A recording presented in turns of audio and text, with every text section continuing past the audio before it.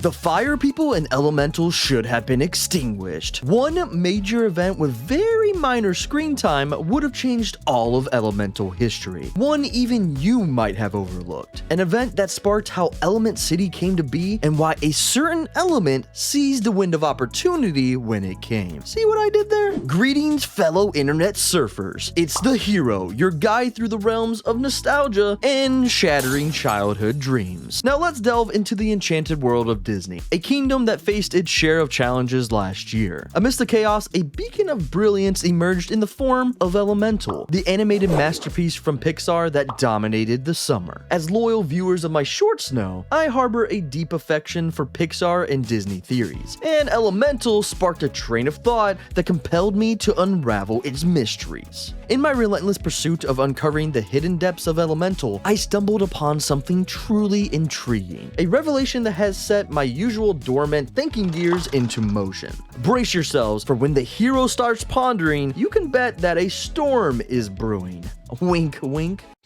Oh, brother, this guy stinks! And the landscape of your favorite childhood movies are about to be destroyed. So let's all go back to the movie and that moment when Ember's father, Bernie, gifted us with a glimpse into the past. A flashback that transported us to the fiery realm of Fireland. Picture the warmth and the volcanic embrace of this land, where the fire people burned bright and the dreams of two hopeful parents ignited. It seemed like the idealistic existence, a perfect life with no apparent dangers looming on the horizon. But little did they know, they're in a Disney movie, and the fates had a different script in mind. As Bernie describes the tale, a storm and unforeseen destruction descended upon Fireland, leaving in its wake the devastation of all they had built. The dreams that had just begun were mercilessly extinguished, and the once vibrant landscape was reduced to ruins. Ah, the perils of parenthood in Disney movies. That makes me sad.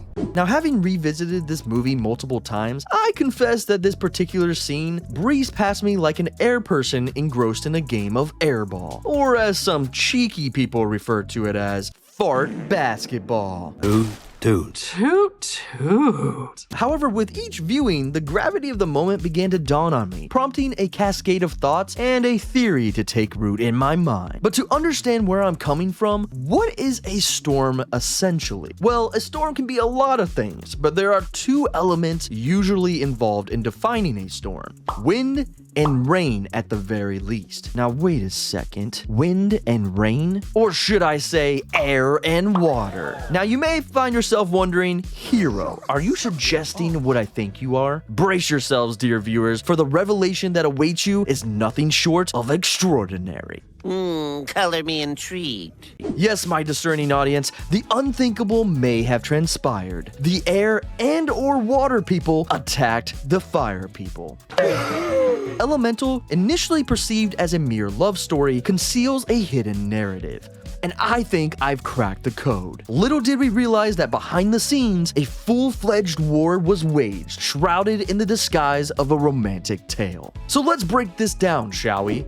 As we go through the movie, there are many instances of racial segregation in Element City towards the fire people. We see many times the air people giving dirty looks towards the fire people, and even a few water people who can't change their personal values. Shame on them. But we must understand how we got here. What made Element City become a thing, and why was fire welcomed into the city as immigrants if the other elements attacked their land? Well, this is how my theory goes. Water people couldn't have been involved, and here's why. As the storm ominously approached and wreaked havoc upon this once vibrant land of Fireland, a crucial detail emerges: the absence of rain. Instead, what unfolded was a sandstorm, reminiscent of the iconic track Sandstorm by Darude.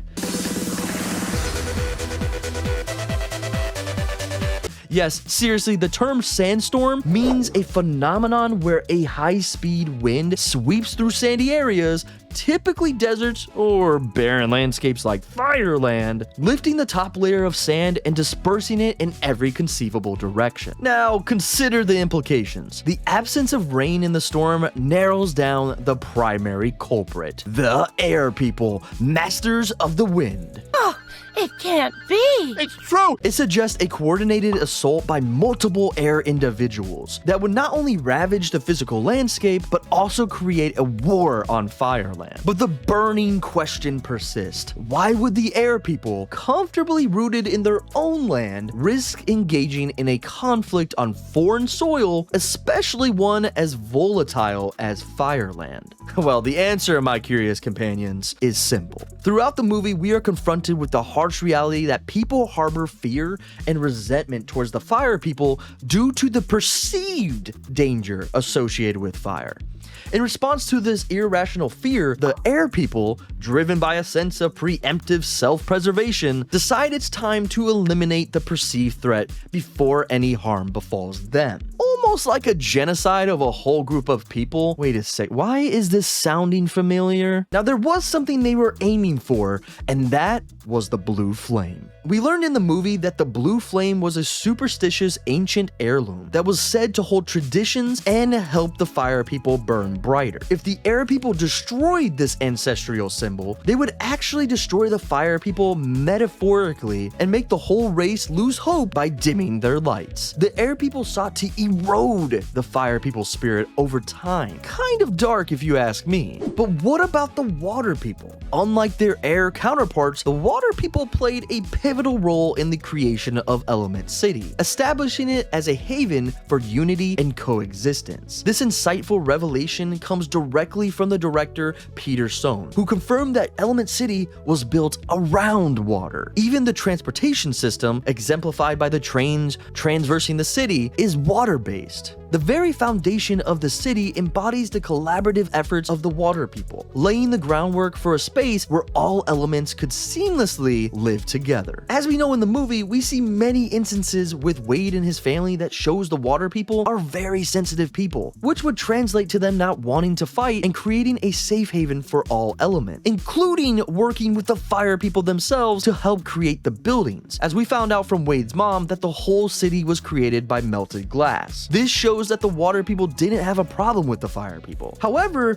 where were the earth people through all of this conflict? Well, the earth people are said to be a down-to-earth race. See what I did there? I'm killing it with these elemental puns right now.